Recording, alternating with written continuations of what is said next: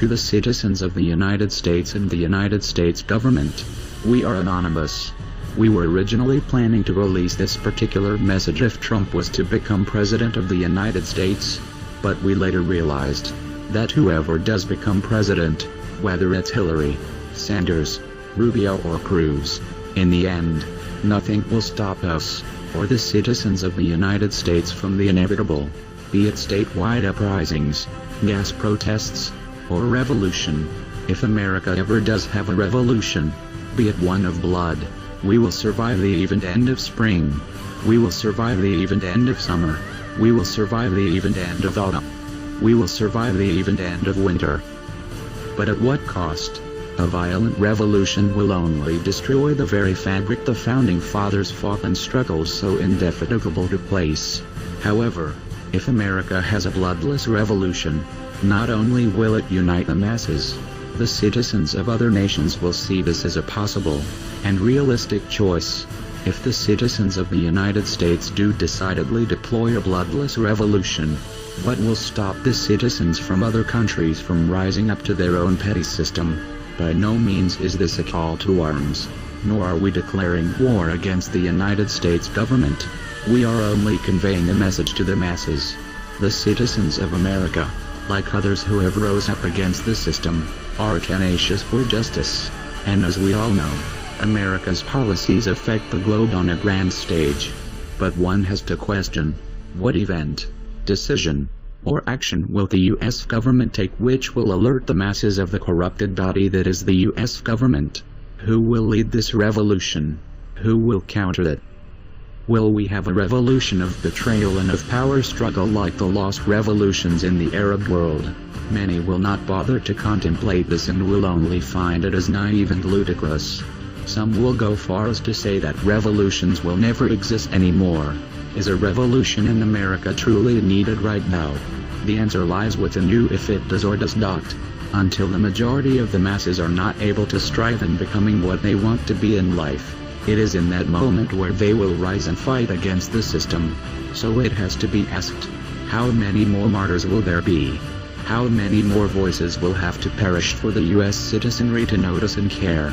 Until we cease fighting with one another over the non-essential, until we cease our cynic selves, we will never see the light at the end of the tunnel. Until then, however, we are nothing more, and nothing less, than slaves and animals. Yet we are also not blind. We are fully aware of the mitigating steps the United States government takes to ensure the trust between the people is balanced. There is interaction, but these steps of interaction are too small and too slow. Such a question, however, is too early to state since our next president is right around the corner. If he or she does not deliver or fulfill the policies they intended to bring, it will be safe to say that the current government is no longer functional. Our economy will further destabilize, our representatives will be hailed as uncooperative, and our system will be destroyed. When such a time nears, we will not call upon the collective to deface, leak or use a distributed denial of service attack on a United States government agency website or affiliate. We will also not call upon the people to occupy a city or protest in front of a local building. It will not bring us any legislative change or alternate law. It will only bring us bloodshed and false criticism. For over a decade, voting was useless. When it comes to U.S. grounds, corporations and lobbyists are the true leaders of this country and are the ones with the power to control our lives. Nevertheless, to rebuild our government, we must first destroy it. Our time for democracy is here. Our time for real change is here. It is finally time, 3,799 years later, for America to have its first bloodless revolution. We call upon the citizens of the United States to stand beside us in overthrowing this corrupted body and call upon a new era. Our allegiance is to those whom fought tirelessly for justice, because they are us, and we are them. Operation X will be engaged when the citizens of the United States begin to rise against a government which does not hold its democratic values, against a government that does not listen to its people, against a government which only intends to fulfill its own agenda, against a government whom only functions behind closed doors. and against a government which censors dissidents. We are the common citizen. We will never forgive. We will never forget. To the United States government, and to the empires of the world, we are not terrorists. We are anonymous.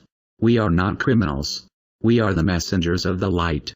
Therefore, we declare our right on this earth, to be a man, to be a human being, to be respected as a human being, to be given the rights of a human being, in this society, on this earth, in this day, which we intend to bring into existence.